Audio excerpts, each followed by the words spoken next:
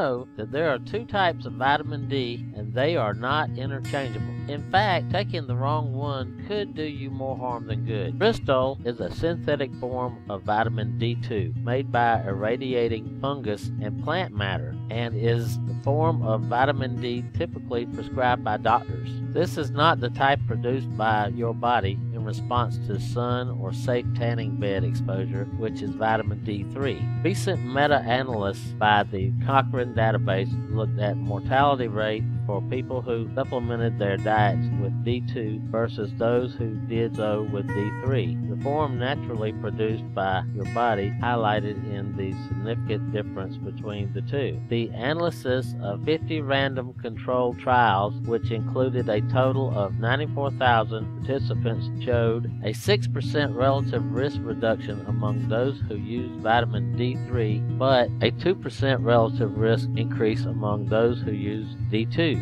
According to the Vitamin D Council, you would think a paper that took a look at tens of thousands of subjects and analyzed the efficacy of prescription vitamin D2 and over-the-counter vitamin D3 would warrant a news story or two. To my knowledge, these papers are the first to paint such a clear picture about the efficacy between D3 and D2. While there may be explanations for D3's superiority other than improved efficacy, for the time being, the papers sent doctors a message: use D3, not D2. The difference between supplemental vitamin D2 and D3 notation that vitamin D2 D3 were based on decades-old studies of rickets prevention in infants.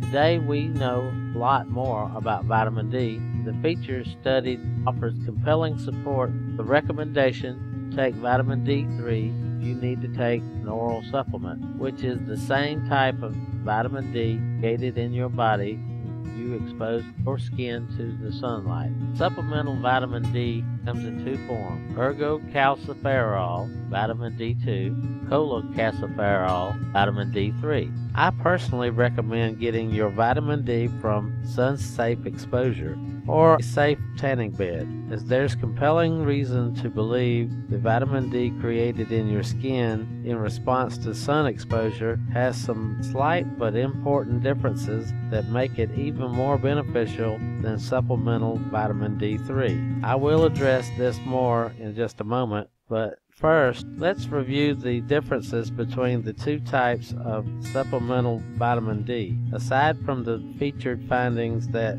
supplemental vitamin D3 reduced the relative mortality risk by 6%, while D2 actually increased mortality risk by 2%. The two types differ in the following ways. According to the latest research, D3 is approximately 87% more potent raising and maintaining vitamin D concentrations and produces 2 to 3-fold greater storage of vitamin D than does D2. Regardless of which form you use, your body must convert it into more active form, and vitamin D3 is converted 500% faster than vitamin D2. Vitamin D2 also has a shorter shelf life, and it metabolites binds poorly with proteins, further hampering its effectiveness. What about dietary sources, animal-based versus plant-based vitamin D? Aside from taking an oral vitamin D supplement, you can also obtain small amounts of vitamin D from your diet. Here too, it's important to realize that not all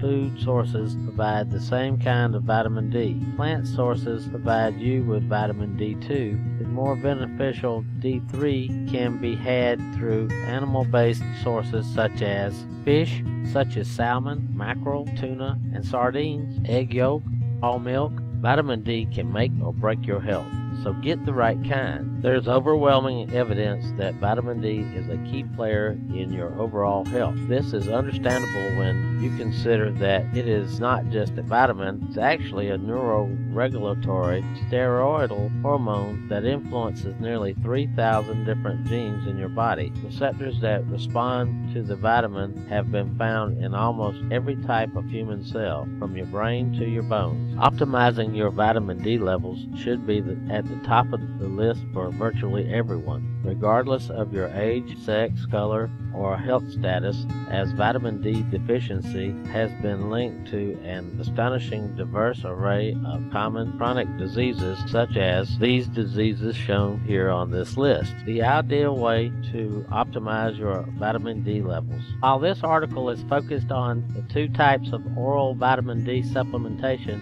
it's important to realize that the ideal way to optimize your vitamin D levels is through appropriate sun or safe tanning bed exposure. While your skin does create vitamin D3 in response to sunlight, which is theoretically the same as the D3 you get from an oral supplement, there's cause to believe that the vitamin D created from the sun exposure may have additional health benefits, and here's why. When you expose your skin to the sun, your skin also synthesizes high amounts of cholesterol sulfate, which is very important for the heart and cardiovascular health. In fact, according to research by Dr. Stephanie Seneff, high LDL and subsequent heart disease may in fact be a symptom of cholesterol sulfate deficiency. Sulfur deficiency also promotes obesity and related health problems like diabetes. When exposed to sunshine, your skin also synthesizes vitamin D sulfate. The form of vitamin D is water-soluble, unlike oral vitamin D3 supplements, which is unsulfated. The water-soluble form can travel freely in your bloodstream, whereas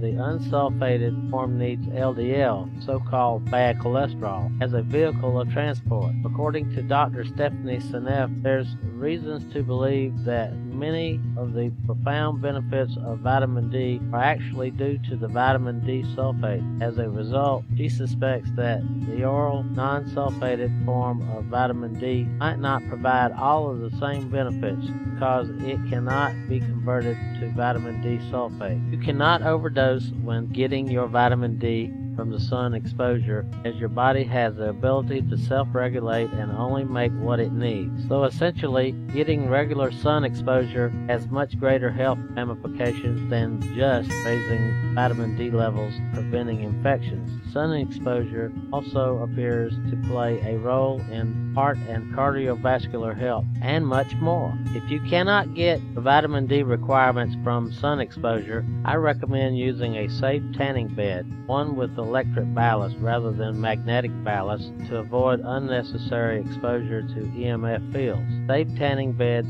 also have less of the dangerous UVA than sunlight, when unsafe ones have more UVA than sunlight. If neither of these are feasible options, then you should take an oral vitamin D3 supplement. It will certainly be better than no vitamin D at all.